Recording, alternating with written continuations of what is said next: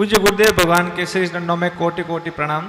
गुरुदेव भगवान, मेरा यह प्रश्न है कि जैसे विदित है कि यह महायंत्रों का युग है, तो इस महायंत्रों के युग में जीविकोपार्जन कैसा किया जाए? कम से कम महायंत्रों का सदुपयोग करके हम कैसे जीविकोपार्जन कर सकते हैं? क्या कहा?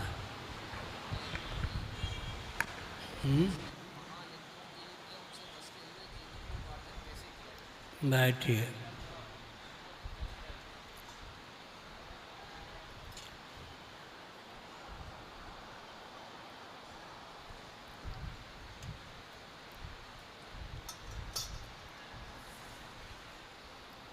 महायंत्रों के युग में पहले सुनिए, श्रम की बचत, समय की बचत, सहयोगी की बचत, सामग्री की बचत यंत्र के आविष्कार का मौलिक सिद्धांत है। आवश्यकता आविष्कार की जननी होती है। फिर से बोलता हूँ, यंत्र का आलंबन क्यों लिया जाता है? यंत्र के आविष्कार के मूल में सिद्धांत क्या है? श्रम की बचत, समय की बचत, सामग्री की बचत, सहयोगी की बचत, अधिक से अधिक उत्पादन और अधिक से अधिक खपत, यही यंत्रों के आविष्कार का सिद्धांत है विज्ञान के अनुसार। श्रम की बचत, समय की बचत, सामग्री की बचत, सहयोगी की बचत, कम समय में, कम परिश्रम में, बिना सहयोगी के या कम से कम सहयोगी के द्वारा अधिक से अधिक वस्तु का उत्पादन और खपत, यंत्रों के आविष्कार का मौलिक स्वरूप यही है। महायंत्र की बात आपने की। यंत्र किसको कहते हैं? जिसके द्वारा उत्पत्ति, स्थिति, संहार, निग्रह, अनुग्रह संज्ञक पंचकृत्य में एक या एक से अधिक कृत्य का निर्वाह हो, उसका नाम यंत्र है। महायंत्र प्रवर्तनम, मनुस्मृति 11:63। मनु भगवान ने उपपातक के रूप में महायंत्रों का प्रवर्तन माना। विप्लव, विस्फोट की भावना हो तो महायंत्रों का आविष्कार और प्रयोग कीजिए। महायंत्र किसको कहते हैं? वैकल्पिक, विकल्प, अल्टरनेटिव, वैकल्पिक प्रज्ञा माने बुद्धि, प्रज्ञा शक्ति और प्राण शक्ति, ज्ञान और बल, वैकल्पिक प्रज्ञा और प्राण शक्ति से संपन्न यंत्र का नाम महायंत्र हो जाता है। उत्पत्ति, स्थिति, संहार, निग्रह, अनुग्रह संज्ञक पंचकृत्य में एक या एक से अधिक कृत्य का निर्वाह जिससे हो, उसका नाम है यंत्र। हाथ चक्की से आटा, गेहूँ को, जौ को आटा का रूप देते थे, चने का वो यंत्र है। लेकिन वैकल्पिक प्रज्ञा शक्ति, प्राण शक्ति का आधान कर दें किसी यंत्र में तो उसका नाम महायंत्र हो जाता है। जैसे कार से यात्रा करते हैं, वहाँ संकेत मिलता है, इधर मोड़ है, इधर ये है, इधर बचो, ये करो महायंत्र हो गया। वैकल्पिक प्रज्ञा शक्ति, प्राण शक्ति से संपन्न यंत्र का नाम महायंत्र हो जाता है। यंत्र के मूल में कल भी मैंने बताया था तंत्र होता है। तंत्र के मूल में मंत्र होता है। मंत्र, तंत्र और यंत्र, फिर होता है महायंत्र। महायंत्र को मैंने बताया, यंत्र को भी बता दिया, लेकिन यंत्र के मूल में तंत्र, तंत्र माने अनुगत सिद्धांत को क्रियान्वित करने के प्रोसेस, मेथड, विधा का नाम है तंत्र। अनुगत सिद्धांत का नाम है मंत्र। मंत्र, फिर तंत्र, फिर यंत्र। हमारा कारण शरीर मंत्रात्मक है। हमारा आपका जो सूक्ष्म शरीर है वो तंत्रात्मक है, स्थूल शरीर यंत्रात्मक है। तो यंत्र के मूल में तंत्र, तंत्र के मूल में मंत्र। पृथ्वी, जल, तेज, वायु, आकाश, आत्मा में अनुगत सिद्धांत का नाम मंत्र है। उस मंत्र को, अनुगत सिद्धांत को यंत्र तक पहुंचाने के प्रोसेस, मेथड, विधा का नाम तंत्र है, जिसके द्वारा उत्पत्ति, स्थिति, संहार, निग्रह, अनुग्रह, संज्ञक, पंचकृत्य में एक या एकाधिक कृत्य का निर्वाह हो, उसका नाम यंत्र है। वैकल्पिक प्रज्ञा शक्ति, प्राण शक्ति से संपन्न यंत्र का नाम महायंत्र है।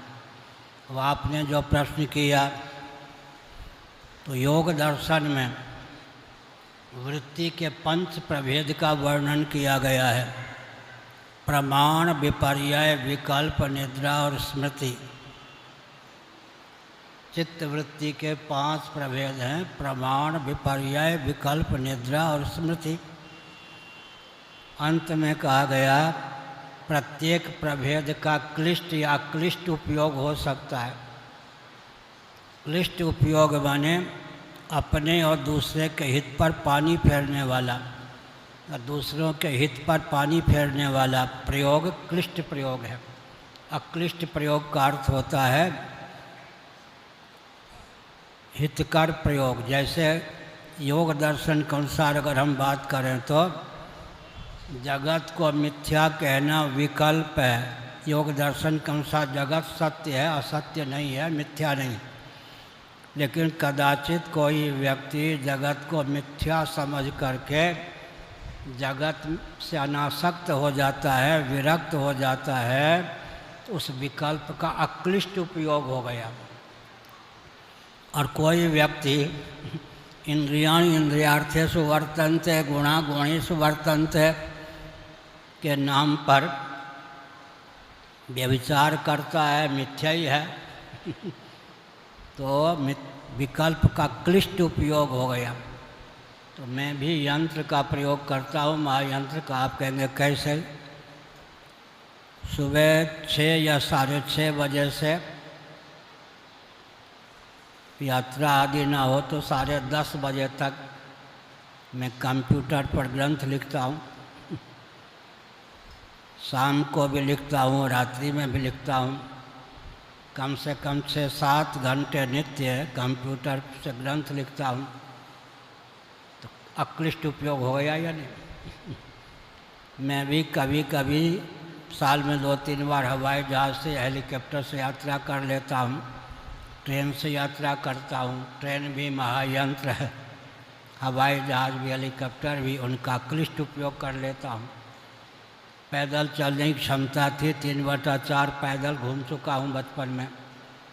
अभी हवाई जहाज़ से कभी कभी, नहीं तो एसी सेकेंड में यात्रा करता हूँ। साल में 2-3 बार एसी फर्स्ट में भी यात्रा कर लेता हूँ। इन सब का क्लिष्ट उपयोग करता हूँ। आप तक जल्दी पहुँच जाता हूँ, आपको ज्ञान विज्ञान देता हूँ। यह है। अभी माइक का उपयोग कर रहा हूँ या नहीं, यह भी तो महायंत्र है। हमारी आवाज़ को, हमारे शब्दों को, वाक्यों को आप तक पहुँचाने में हेतु है, इसका क्लिष्ट उपयोग हो गया। और गाली बकना शुरू कर दूँ इससे तो क्लिष्ट उपयोग हो गया। इसलिए इस महायंत्र के युग में, महायांत्रिक युग में, ट्रेन से तो यात्रा करनी ही होगी, हवाई जहाज़ से तो यात्रा करनी होगी, पैदल कहाँ तक चलेंगे। घर में भी अब आटा, गेहूं को आटा का रूप देना है, हाथ चक्की का उपयोग तो माताओं को ला के रख दो, फेंक देंगे। हम इतना परिश्रम नहीं कर सकती हैं क्या? एक बोरा ले जाइए, वहाँ से गेहूं को, चना को, जौ को आटे का रूप दे दीजिए। तो महायंत्र हमारे पूज्य गुरुदेव तो हाथ चक्की से जो पिसा होता आटा उसी की रोटी पाते थे। महायंत्रों के माध्यम से जो गेहूं आदि को आटा का रूप देता है उसकी रोटी भी नहीं पाते थे। तो अलग बात है। तो हमने कहा कि महायंत्रों का अक्लिष्ट उपयोग करना चाहिए। जैसे चश्मा है, नेत्र की दृष्टि कमज़ोर हो गई तो चश्मा लगा ली, उपनेत्र चश्मा लगा लिए तो उसका अक्लिष्ट उपयोग हो गया। क्या दूर की वस्तु भी, सूक्ष्म वस्तु भी दिखने लग गई तो चश्मे का अक्लिष्ट उपयोग हो गया या नहीं? आज ही मैं बता रहा था या कल निकेश जी को, 50 साल पहले मैंने चश्मा लगाना शुरू किया था। 50 साल पहले। अब चश्मा की आवश्यकता नहीं। पढ़ने में भी क्या चमत्कार हो गया। देसी गाय के घी आँख बंद कर लेता हूँ, इतना सा लगा लेता हूँ, ऊपर आँख में चले जाए तो भी बढ़िया ही है। ऐसे अब देखो चश्मा छूट गए। मुझे न लिखने के लिए न पढ़ने के लिए चश्मा की ज़रूरत है। लाभ हुआ या नहीं? पुराने समय के व्यक्ति जब देसी गाय के घी पाते थे तो उनको चश्मा की ज़रूरत ही नहीं थी। मैं तो 50 साल पहले चश्मा लगाना मैंने शुरू किया था। अब मुझे कोई चश्मा की आवश्यकता नहीं है 2 साल से। क्यों नहीं आवश्यकता? मैंने सोचा चश्मा से पिंड कैसे छूटे। भगवान का स्मरण किया तो देसी गाय का घी, देसी गाय के दूध से बना हुआ घी ऐसे कर लेता हूँ, इतना उंगली में लगा लेता हूँ, कुछ नाक में यूँ कर लेता हूँ, न खांसी होती है और न चश्मा की आवश्यकता है। आगे महायंत्रों का प्रयोग करना ही पड़े तो अक्लिष्ट उपयोग करें, क्लिष्ट उपयोग न करें। अब पहले तीर धनुष की बात थी, डंडे की बात थी, गदा की बात थी। अब युद्ध में तीर धनुष डंडा गदा की आवश्यकता नहीं। अब तो सीधे गनर मैन हो, गनर समय है। लेकिन ध्यान रखिए, कल की भगवान का अवतार कलयुग और कृतयुग की संधि में होगा। 4,32,000 वर्ष कलयुग की आयु है। उस समय कल की भगवान अश्वारूढ़ होकर यात्रा करेंगे, घोड़े पे। इसका अर्थ क्या हुआ? हेलीकॉप्टर से यात्रा नहीं करेंगे, वायुयान से यात्रा नहीं करेंगे, जीप और कार से यात्रा नहीं करेंगे। इसका अर्थ हुआ उस समय एक ऐसा समय आएगा जहाँ व्यक्ति को आवश्यकता होगी इन महायंत्रों को विफल कर दो। अब तो एक विचित्र बात है, विद्यालय में अध्यापकों की आवश्यकता नहीं रह गई। कोई भी प्रश्न कीजिए यंत्र के द्वारा उसका उत्तर मिल जाएगा। तब तो मनुष्यों की कोई उपयोगिता ही नहीं रहेगी।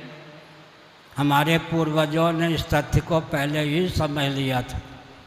कथा सरित सागर नामक पुस्तक पढ़ना कभी।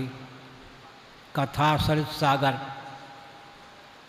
कथा सरित सागर शायद अपने यहाँ वृंदावन में है, पुरी में। हाँ, मिलती होगी पुस्तक।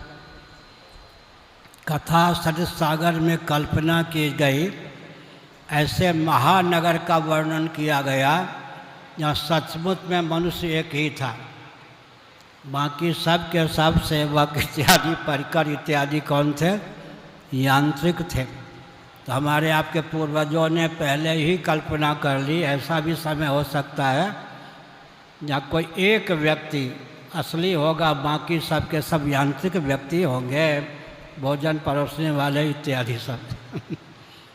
तो कथा सरित सागर में महानगर की रचना का वर्णन किया गया है जिसमें सचमुच में एक ही मनुष्य था, बाकी सब यांत्रिक मनुष्य थे।